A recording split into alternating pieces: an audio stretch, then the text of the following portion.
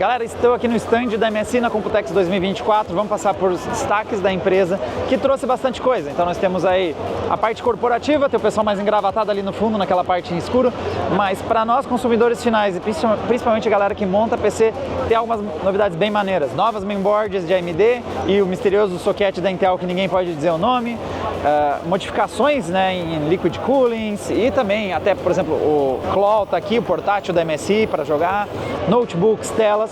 Vou dar o rolê e mostrar para vocês e principalmente o que pela primeira vez eu pude fazer, deu para desmontar, encaixar, remontar as memórias CAN 2, esse novo padrão que está começou lá nos notebooks e está começando a fazer seu caminho também nos desktops. Vou mostrar para vocês se é fácil ou não trocar aquelas memórias. Elas parecem que estão soldadas e encaixadas, mas não. O processo é mais fácil do que parece. Então, bora rodar por aqui.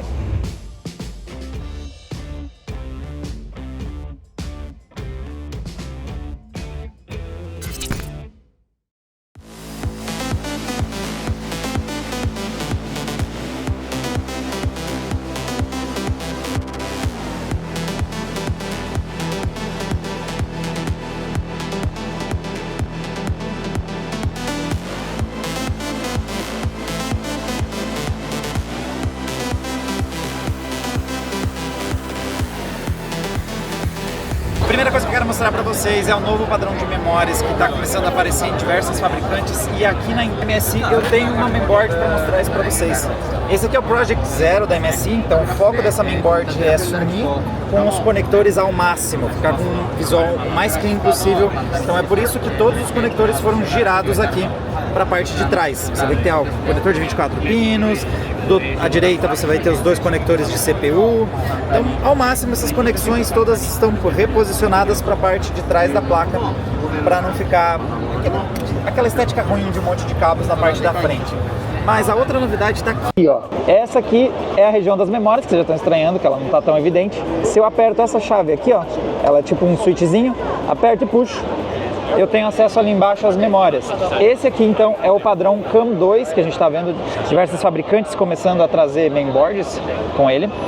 E o principal, ele tem uma série de diferenciais por conta desse formato. A primeira é que você melhora o ciclo de ar, você vê que não tem mais aquelas memórias criando uma barreira aqui para o fluxo de ar para a região do socket do processador. Então você já tem essa primeira vantagem. A segunda, meio que esse projeto nos mostra, você consegue fazer soluções, inclusive a MSI já tem uma aqui de arrefecimento nessa mainboard. Então eu venho aqui, se eu venho aqui e encaixo esses... Aqui eu já tenho o arrefecimento nessa estrutura de metal, inclusive tinha aqui, né, já as esperas aqui, os contatos, os thermal pads, mas eu também posso fazer uma montagem de liquid cooling, posso fazer um sistema de liquid cooling que passa pelo processador, passa pelas memórias e você consegue assim ganhar performance. E eu também tenho ganhos, performance de arrefecimento, né, capacidade de mover ar. Agora, a outra capacidade que a gente ganha é performance literalmente, porque essa disposição ela reduz a distância das trilhas pelo PCB. Então quando você tem as memórias naquela posição vertical, as tradicionais, você vai ver que tem trilhas no PCB delas para acessar as memórias que estão aqui posicionadas para cima. Com elas posicionadas dessa forma aqui, você tem uma distância mais curta no PCB para comunicação, melhora o sinal de comunicação e com isso as empresas estão prometendo maiores frequências, maiores velocidades de transferência. Então a gente já viu memórias operando aqui a 8000 MTS, essa memória aqui da Kingston, se eu não me engano, ela opera até 8000 MTS, e uma das coisas que facilita você aumentar a frequência e diminuir os timings é que ela está muito encaixadinha aqui, ela não tem mais trilhas muito longas ao longo de um PCB para fazer a comunicação dos módulos de memória e a conexão aqui com o socket. Agora a preocupação que eu acho que alguns de vocês têm é: como é que é o upgrade disso aqui? Então, me deixaram debulhar uma unidade antes de a gente vir conversar aqui, então eu fiz o processo, gravei e mostrei, vocês vão conseguir ver, é essencialmente tirar 5 parafusos, um está escondido aqui embaixo da fita, então você remove 5 parafusos, desencaixa e é isso. Ele não tem aquela quantidade de pinos tão grandes como a gente tem aqui no socket, expostos. Em geral, o processo de encaixe é mais tranquilo. Você vê uns contatos dourados, tanto nas memórias quanto aqui na mainboard. Ela tem uma segunda peça que também desencaixa, que vai fazer essa interposição, a conexão entre os dois. Mas, em geral, o processo não parece perigoso de você estragar os pinos. e nem difícil. Tem as guias em cima e embaixo para você fazer um encaixe, então é só colocar as memórias, parafusar e tá feito. Então eu acho que do ponto de vista dos upgrades não vai ser um problema. Nós temos módulos aí com capacidades de 48 GB, pode chegar até 128. Essa aqui é uma memória que tem, veja a densidade, isso aqui já tem 48 GB, vê como ela não ocupa muito espaço. Quando você vai buscar capacidades maiores, aí você vai passar a usar esse espaço aqui, ó. Tem um parafuso adicional aqui que não está sendo usado, é para essas memórias que vão avançar para usar toda essa área. Aí a gente já está falando de memórias maiores. As únicas desvantagens: número 1, os LEDs foram embora, que a gente costumava ter LEDs aqui, mas nada impede das fabricantes colocar LED aqui e resolver o problema. Segundo problema, você não dá aqueles upgrades progressivos, como a gente faz em memória RAM tradicional, em que você tem vários slots, você tem 2 memórias, aí você vai pôr uma terceira e pôr uma quarta. Você tem que tirar essa memória, vender ela ou dar um jeito nela e comprar uma nova. Você faz a substituição completa das memórias. E é basicamente isso. Em geral, está me parecendo interessante usar esse novo padrão. Essa aqui é a Project Zero, ela vai estar disponível no Brasil. Nós vamos ter placas com essa linha, né, de placas com os conectores para o lado de trás, vão estar disponíveis no Brasil, e também vão estar disponíveis as placas com CAM2. A MSI vai trazer para o Brasil esse padrão, então você vai poder, se quiser migrar, começar a usar essa tecnologia, você vai ter mainboards para fazer essa montagem. Aqui a gente está com uma placa LGA 1700, mas devemos ver aí eventualmente mais produtos com esse tipo de memória. Vamos rodar, tem mais mainboards aqui ainda, né? Inclusive, antes da gente ir para outra área de mainboards, olha só isso aqui. Essa aqui é uma placa assinada pelo o Patrick Gelsinger, né? O CEO da Intel. E como eu já comentei em alguns outros vídeos, é a placa de Schrödinger, porque a Intel não liberou dizer que placa é essa. O Alder Lake, que é a geração de desktop que está aqui, ele foi anunciado para o último trimestre, mas a Intel não anunciou nem o socket que está aqui, que todo mundo sabe que é o 18XX, mas inclusive acho que se eu me esforçar bastante em alguns ângulos eu consigo ver essa nomenclatura às vezes. A gente não sabe exatamente que a Intel mexeu aqui, que eles não querem mostrar, mas ela fez todo mundo pôr essa tampinha aqui. Esse chipset ninguém diz quem é, ninguém diz qual é exatamente. O que eu posso dizer para vocês é que os produtos anteriores eram Z690, Z790, e você pode tentar adivinhar o nome desse aqui baseado na progressão numérica, mas a Intel pediu para ninguém dizer. As placas, as mainboards de AMD, então nós temos o novo lançamento por aqui. Essa aqui é a Mag X870 e ali a Pro X870P Wi-Fi. Essas são as novas mainboards AM5, foram lançadas junto com os processadores série 9000. Mas lembrando, eles utilizam o mesmo socket AM5, é o mesmo utilizado já nas gerações anteriores, Ryzen série 7000 e 8000. Você não necessariamente precisa comprar uma nova mainboard, você pode usar essas, os sockets anteriores, os chipsets anteriores da série AM5, mas a AMD aproveitou o lançamento de uma nova geração de processadores e introduziu um novo conjunto de chipsets. A principal diferença deles é a atualização do PCI 5.0 para todos os slots. Então nós tínhamos limitações nos chipsets anteriores de ter alguns dos slots PCI, alguns dos slots NVMe, às vezes não tinham suporte ao PCI 5.0. Agora as mainboards X870, todas essas conexões são PCI 5.0. Outra mudança é a parte de USB. Todos os chipsets X870 estão dando suporte ao USB 4.0 nativo na plataforma. Você não precisa pôr um chip de terceiro, por exemplo, para você ter suporte a essa conexão. Um dos focos da MSI nesse lançamento dos produtos recentes aí da empresa aqui na Computex foi praticidade. Então eles estão tentando facilitar ao máximo a conexão. Por exemplo, se eu pego aqui esse socket aqui do SSD, ele tem uma travinha aqui que quando eu aperto, eu puxo e sai. Eu não uso parafusos no processo de montagem. Ele é todo feito na base dos encaixes, tem um mecanismo aqui de mola. Se eu encaixo aqui e movo aqui, eu tenho ela já encaixado de novo, então 0 parafusos. Segunda mudança também aqui, eles estão com um novo encaixezinho aqui para os SSDs. Ele é um pininho que avança e recua quando eu puxo nas duas direções. E o que ele faz de diferente? Eu consigo desconectar e conectar o SSD sem você precisar colocar aquele parafusinho que a gente sempre perde na tradição no Adrenaline. Aquela coisa sempre cai e rola para dentro do gabinete, ninguém sabe para onde vai parar. tomara que não dê contato em algum lugar que dê curto. E a outra mudança é que agora a MSI também está trazendo, nessa aqui não está ainda presente, mas na placa do lado já está aqui, o novo dispositivo deles de encaixe e desencaixe da placa de vídeo. Então eles desenvolveram um mecanismo de molas e ele, ao mesmo tempo que ele move aqui o encaixe da placa de vídeo, né, para soltar ou para prender, ele também vira um switchzinho que me indica se está preso ou não. É um símbolozinho de cadeado, que nem aqui tá fechadinho, aqui tá aberto. É minúsculo, muito pequeno. Mas aí você sabe se a placa está trancada ou não, baseado nesse indicadorzinho aqui. E o foco é tornar mais fácil você encaixar a placa de vídeo. Às vezes a placa de vídeo é um verdadeiro monstro que não te dá acesso, você não alcança essa conexão aqui, fica impossível alcançar ela. Aí você resolve isso colocando aquele botão na lateral, você não precisa tentar alcançar, às vezes a mainboard está bloqueando tudo aqui, você consegue apertar e soltar aqui. E saca só esse monstro, essa aqui é uma RTX 4090 Supreme Fusion. Ela, tá vendo que tem uma fresta gigantesca? É porque tem ali um liquid cooling. Essa é uma placa, uma RTX 4090 com sistema de arrefecimento, meio que é um liquid cooling integrado nela mesma. Então por isso que ela fica com esse porte tão robusto. Aqui a gente consegue ver o projeto explodido, digamos assim, dela. E aí fica evidente como ela tem basicamente, parece ser o equivalente a um radiador de 240mm, né? Nós temos os espaços que caberiam duas fãs, né? De 12 centímetros, 120mm. E tem essa área de espaço justamente para caber isso aqui, ó. Esse é o bloco em cima da GPU, em cima das VRAMs, ali em cima de alguns capacitores. Então ela é basicamente uma placa de vídeo que tem um liquid cooling, mas o liquid cooling não é externo, ele está integrado já na estrutura da própria placa de vídeo. Então fica bem mais tranquilo também questões como, por exemplo, não tem cabos passando por fora, a gente não tem os canos passando, né, por fora, eles já vêm encaixadinhos aqui, ó. Deixa eu ver se eu consigo pegar ela aqui. Não, está presa! Ah, não vou conseguir mostrar.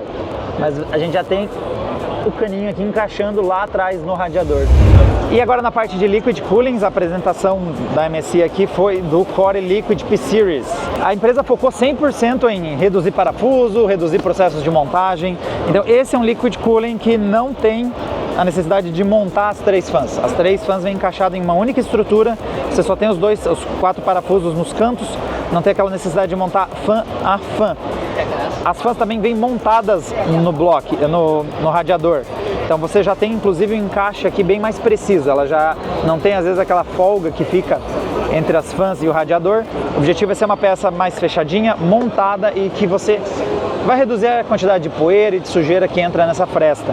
O único porém é que é uma peça única, então se por exemplo você tem uma fã apresentando algum mau funcionamento, infelizmente você não consegue desmontar.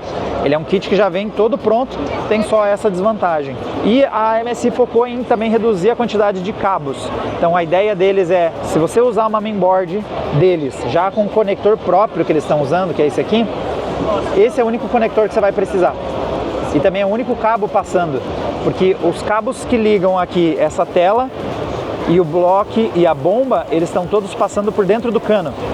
Então é por isso que vocês não estão vendo nenhum cabo aqui na região do bloco, ela está completamente limpa essa região em torno dele, é porque o cabo está sendo passado por dentro dessas mangueiras, então ele não fica evidente. E se você tem uma placa da MSI com esse conector específico deles, você consegue ligar somente esse cabo na mainboard e você já tem tudo necessário para ligar ela. Mesmo que você não tenha esse cabo, também não é muito complicado fazer a conexão, já que são para a galera que tem mainboards de outros fabricantes, você vai ter essencialmente 2 cabos. Então um cabo aqui para as fãs e até um cabo USB para você ligar lá na sua mainboard, para você conseguir customizar as luzes, a rotação e também o display. E falando no display, telinha IPS de 4,3 polegadas e ela tem uma vantagem que ela tem um movimento, você pode configurar, né, o que está sendo mostrado, aqui eles colocaram essa animação, mas você pode mover ela tem um ângulo, se eu puxo, ela tem um mecanismo aqui para você reposicionar ela de olho, principalmente nos gabinetes, esses no estilo aquário, que tem dado aquela visão ampla, e muitas vezes você vai ver eles dessa posição.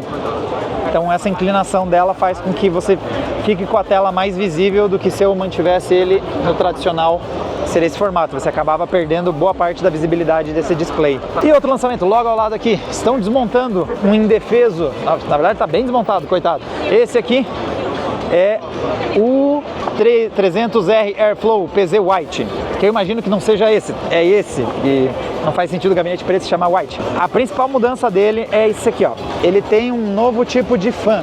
Essa nova fan é dividida em duas zonas. Você percebe que tem uma primeira fan maior e como se fosse uma segunda com um raio menor na parte interior. O que isso faz de diferença? Muda a projeção do airflow, enquanto que as fãs tradicionais... Nossa, ela tem um rolamento muito bom, inclusive.